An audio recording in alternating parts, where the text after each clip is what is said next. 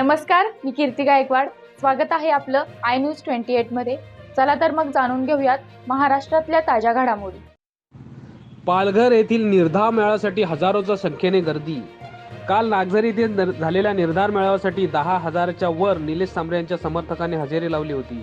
यावेळी निलेश सांबरे यांनी पालघरमध्ये चालू असलेल्या अनेक समस्यांना सोडवण्यासाठी जिजाऊ काम करेल व यावेळी जिजाऊच्या उमेदवारालाच मत द्या असे जाहीर आवाहन करत, कोणतेही विरोधक आमच्या तोडीचा नाही असे म्हणत कोकण पट्टीतील मावळ, रत्नागिरी, रायगड, कल्याण, ठाणे, भिवंडी, पालघर या 7 ठिकाणी निवडणूक लढण्याचे जाहीर केले। इंडिया न्यूज 28 साठी पालघर प्रतिनिधी किरण दुपारे यांची रिपोर्ट। जिजाऊकडून भिवंडी नंतर आता पालघरमध्ये देखील शक्ती प्रदर्शन करण्यात आलंय, काय नेमका निर्धार आहे? नमस्कार। पहिल्यांदा शक्ती प्रदर्शन वगैरे शब्द वापरू नका। जिजाऊचं केलेलं काम आहे 15 वर्षातलं। आम्ही प्रत्येक वेळेस लोकप्रतिनिधींकडून अपेक्षा करतोय की इथल्या आदिवासींना रोजगार मिळाला पाहिजे, शेतकऱ्यांना रोजगार मिळाला पाहिजे, मच्छीमारांचे प्रश्न मार्गी लागले पाहिजेत। विविध विषय, शिक्षणाचे विषय आहेत। या जिल्ह्याची प्रचंड भयानक परिस्थिती आहे।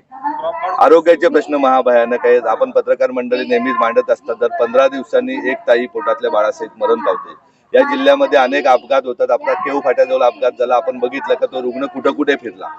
पालघरला आला, पालघरनं वापीला गेला, वापीवरनं आणखीन दुसऱ्या हॉस्पिटलला गेला, नंतर सायनला गेला। अशी दुरावस्था आहे।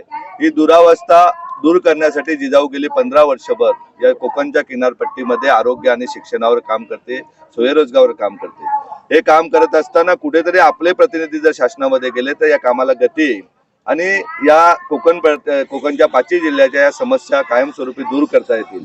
या आशेने आमचे सर्व कार्यकर्ते मंडळींनी सांगितलं का पहिल्यांदा वाशिम येथे भिवंडी लोकसभेचा मेळावा घेऊ। त्या लोकसभेमध्ये मी खासदारकीचा उमेदवार म्हणून मी जाहीरही केलं का मला निवडणूक लढवायची आहे इथल्या समस्या सोडवण्यासाठी। त्याच वेळेस पालघर जिल्ह्यातून अनेक बांधवांचे फोन यायला लागले का आपल्या पालघरलाही या गेल्या 2004 पासून या पक्षातून त्या पक्षात, त्या पक्षातून या पक्षात, या पक्षातून त्या पक्षात ज्यांचा या जिल्ह्याशी काही संबंध नाही असे लोकप्रतिनिधी उड्या मारत आहेत, यांनाही आता थांबवलं पाहिजे। या जिल्ह्याच्या समस्या बघण्यापेक्षा ते स्वतःच्या समस्यावर जास्त लक्ष देत करतात। जे या जिल्ह्यामध्ये राहत नाही, या जिल्ह्यामध्ये जातीमध्ये समाजामध्ये वाद लावण्याचा प्रयत्न करतात। अशा लोकप्रतिनिधी आता कुठल्याही पक्षातून उभे राहिले तरी त्यांना घरी बसवलं पाहिजे। इथले आदिवासी बहुल शेतकरी मुलं शिकलेले आहेत, डॉक्टर आहेत, इंजिनियर आहेत, वकील आहेत। अशा युवकांना आपण नवीन संधी दिली पाहिजे। आणि आमचं तर म्हणणं आहे, राजकारण हे स्वतःचा व्यवसाय नाही, जगण्याचं साधन नसून हे सेवेचं साधन आहे। ज्याप्रमाणे आरोग्य आणि शिक्षण आहे त्याप्रमाणे लोकप्रतिनिधी कामं केली पाहिजेत। आज आपण बघतोय का बुलेट ट्रेन, बडोदा एक्सप्रेसवे, देहळचा प्रकल्प, हे असे प्रकल्प आपल्यावर लादून दादागिरीने दडपशाहीने हे प्रकल्प सुरू आहेत। शेतकऱ्यांची लूट झालेली आहे। आता वाढवण येतोय, वाढवणमध्ये पण मच्छीमारांना नेस्तनाबूत करण्याचा प्रयत्न सुरू आहे। अशा वेळेस आपल्याला आपला लोकप्रतिनिधी राहिला तर तो उद्या संसदेमध्ये आवाज उठवू शकतो, आपले आमदार राहिले तर ते उद्या विधानसभेत आवाज उठवू शकताय। आपण बघतोय गेल्या 15 वर्षामध्ये कुठल्याही लोकप्रतिनिधीने 35% शिक्षक कमी असताना आवाज उठवला नाही का आमच्या आदिवासी जिल्ह्यात शिक्षक द्या। कुठल्याही लोकप्रतिनिधीने लोकसभेत आवाज उठवला नाही का इथे आरोग्याची असुविधा, इथे एम्स सारखं एक मेडिकल कॉलेज द्या। कुठल्याही लोकप्रतिनिधीने या जिल्ह्यामध्ये एक चांगलं एज्युकेशन हब झालं पाहिजे यासाठी प्रयत्न केलेला नाही। जे ते लोकप्रतिनिधी स्वतः आदिवासी बांधवांच्या जमिनी खात आहेत, लूट करत आहेत। स्वतःची मुलं शिकण्यासाठी स्पेशल गाड्या आहेत, इंग्रज कॉन्व्हेंटच्या स्कूलमध्ये पोरं शिकतात। स्वतःच्या घरी सर्दी खोकला झाला तरी प्रायव्हेट हॉस्पिटलला जाऊन उपचार करतात, परंतु इथल्या गोरगरिबांच्या उपचारासाठी कुठलाही लोकप्रतिनिधी बघत नाही। त्यांच्या मुलांच्या शिक्षणासाठी गोरगरिबाच्या बघत नाही। मग तो मच्छीमार राहू दे, वाडवळ समाज राहू दे, आगरी, कुणबी, कोळी कुठलाही समाज राहू दे, आदिवासी समाज राहू दे। आता अशा वेळेस एक पर्याय म्हणून, भक्कम पर्याय म्हणून जिजाऊ देते।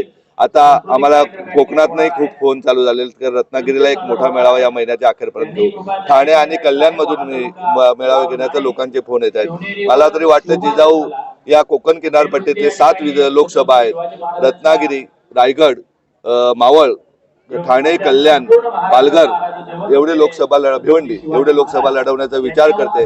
जर चांगले लोकप्रतिनिधी येणार नसतील, या पक्षातून त्या पक्षात उड्या मारणाऱ्यांना घरी बसवायचंय, प्रस्थापितांना घरी बसवायचंय, तर नवीन पर्याय तयार करणार आहे आणि त्याचाच निर्धार करण्याचा आज दुसरा मेळावा इथे निर्धार मेळावा आयोजित करण्यात आला होता। जनतेने उत्स्फूर्त प्रतिसाद दिलेला आहे। जनता जिजाऊच्या कामावर खुश आहे। जिजाऊच्या प्रत्येक कार्यकर्ता हा आपल्या आई वडिलांसहित समाजातील सगळे दुर्बळ आहेत ते आपले आई वडील कुटुंब समजून काम करतात. त्यामुळे नक्कीच मला खात्री आहे का आम्ही ज्या वेळेस राजकीय रिंगणात उतरलोय त्यावेळेस मग पोटनिवडणूक राहिली तर गावितांनाही निवडून आम्ही दिलं होतं भाजपमधून. ज्या निवडणुकीला आम्ही उतरलो, आज जवाहर अर्बन बँक बघितली असेल, विक्रमगड नगरपंचायत बघितली असेल, का अगदी 17 पैकी 16 सीट निवडून आणणारी पहिली नगरपंचायत असेल. त्यामुळे जेव्हा आम्ही रंगणात येतो तेव्हा पूर्ण ताकदीनिशी येतोय.